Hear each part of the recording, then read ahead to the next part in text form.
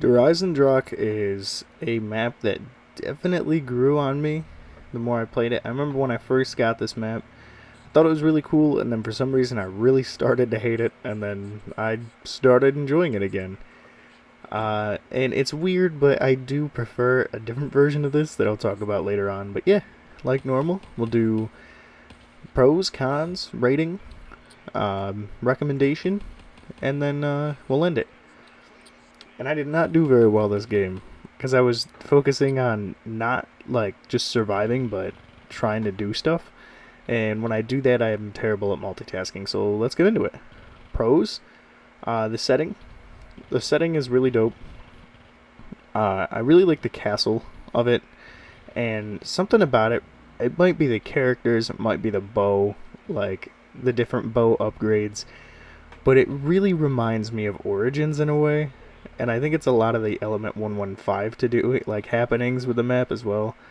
I'm very curious. I usually don't do something like this, but let me know in the comments if like you agree with that, because I definitely think it reminds me of it a lot. That and the Panzer Shrek. But yeah, another pro. The bow itself is really cool. It's not too hard to build.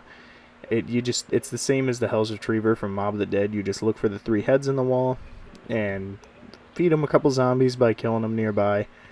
And the bow is pretty strong. Like, even in its base form, it's pretty solid. And it's got a decent amount of ammo. It's got 60 shots. If you do a charged, it takes 2. So 30, because I prefer the charged shots, but the non-charged work just as fine. Perk locations, fairly decent, easy to remember. Nothing really changes with them. And they're pretty quick, pretty nearby each other. Wall weapons, I'd say there's an abundance of in this map. There's not a shortage, it's pretty easy.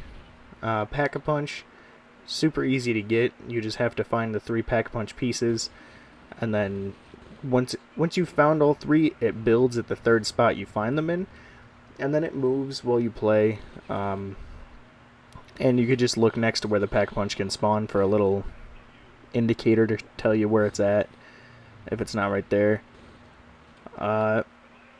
Pros, I'd say we're still on pros, but I'd say the Panzer Shrek he's intimidating, but he's pretty much the same as Origins, and I actually felt like he was easier to take down in this than Origins. I don't know why, but it felt a lot easier to do.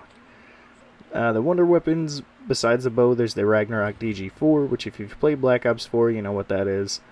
They're like lightning rods you stick in the ground. Those are really cool.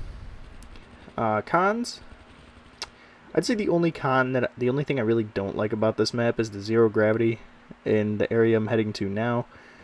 Because you kind of need it in order to build the shield, but it just, I don't know, I feel like it can mess up the rhythm and the flow a little bit. But other than that, that's really it. I died because I wasn't paying attention, and I was bad at timing, so that's on me, I can't fault it. But yeah, it's really cool.